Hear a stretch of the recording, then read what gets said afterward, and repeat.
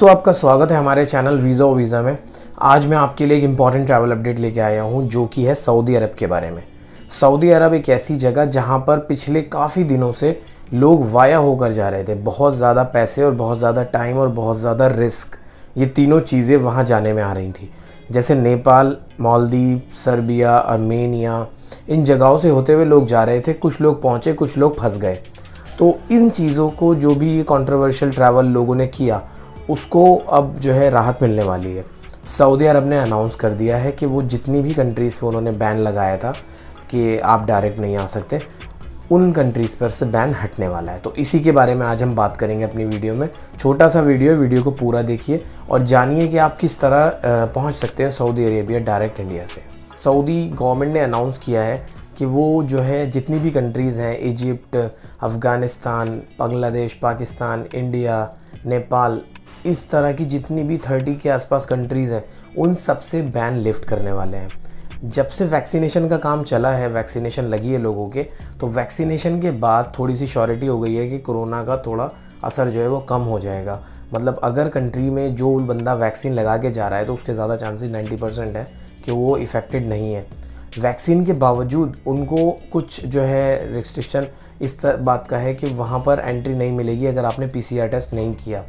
तो जिन लोगों के वैक्सीन होगी दोनों डोज, वो और जो लोग PCR टेस्ट करा चुके हैं वो लोग, वही लोग जा सकते हैं डायरेक्ट फ़्लाइट करके। ये अभी क्लियर नहीं बताया उन्होंने कि भाई डायरेक्ट फ़्लाइट किस तरह से होगी, मतलब डायरेक्ट फ़्लाइट का क्या प्रोसेस होगा। ऐसा तो नहीं कि वाया फ़्लाइट जाएगी, 2 घंटे होल्ड होगी, फिर वाया होकर सऊदी जाएगी, या हो सकता है डायरेक्ट इंडिया से जाए। तो जो मेन उन्होंने बताया है वो ये है कि उनका बैन जो है वो लिफ्ट होगा। सऊदी गैजेट जो वहाँ का प्रिंट मीडिया का जो न्यूज़ पोर्टल है, उन्होंने इस न्यूज़ को प्रिंट किया है कि जितनी भी ये कंट्रीज़ हैं यहाँ से बैन लिफ्ट कर दिया जाएगा। और इसके साथ साथ जो ट्रैवल एडवाइजरी है, जिसमें कोविड-19 वैक्सीन की डोज़, PCR टेस्ट जो 72 आवर्स से नीचे नहीं होना चाहिए, 72 आवर्स क्रॉस ना हो जब तक आप वहाँ पहुँच रहे हैं। और इसके अलावा उसमें आपका पूरा जो क्वारंटाइन, जो वहाँ जाके जो क्वारंटाइन पॉलिसी होगी उनकी, उसके अकॉर्डिंग आपको चलना होगा।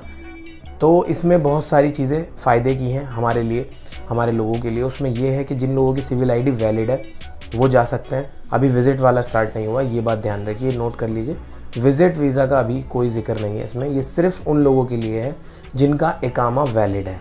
एक्सपैट जो लोग हैं, माइग्रेंट्स, जो वर्कर हैं, जो यहाँ फंसे हुए थे, ये सिर्फ उनके लिए हुआ है, तो वो लोग जा सकते हैं।